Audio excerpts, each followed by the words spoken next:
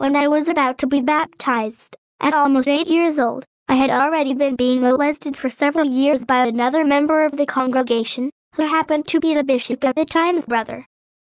In my baptismal interview, this bishop brought up the law of chastity, and asked if I knew what it meant. I didn't, really. I mean, I was an intelligent kid, and so I could say that relations between a man and a woman are reserved for marriage, but I had zero idea what that actually meant.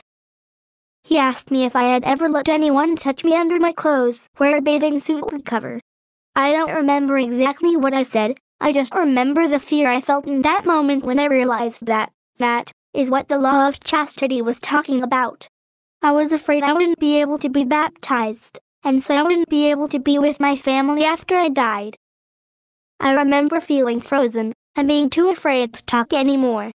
He said it was okay if I didn't want to say anything else, and he asked me to show him where and how I had let someone touch me, by guiding his hands to do the same. I was too afraid and ashamed, so instead, he had me sit on his lap, which I had done many times before, and he hugged me tight, and told me that Heavenly Father understood that these things felt good, but that even though it was normal for me to want them, that was the natural man, and that it was very, very wrong for me to let anyone do them to me.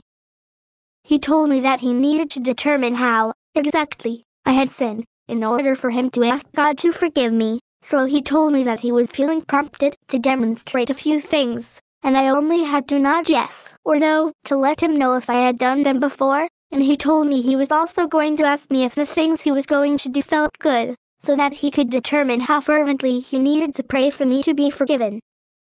In that interview, he sat me on his bishop's desk in front of him, and had me lie back with my knees bent and legs open. He stimulated me with his fingers, over and then under my underwear, and then digitally penetrated me both vaginally and anally, all of which I had experienced before.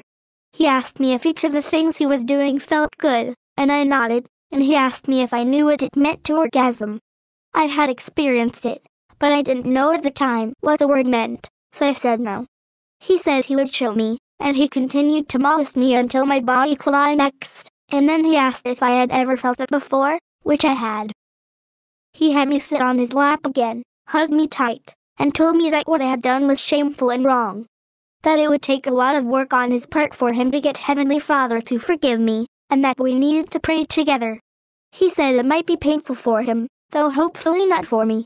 I felt deep shame listening to him as he prayed, and he held my arms to my abdomen so tightly that he left bruises. I understood later that what he was doing then was masturbating, with me on his lap, and the noises he made that I thought were pain, were his climax.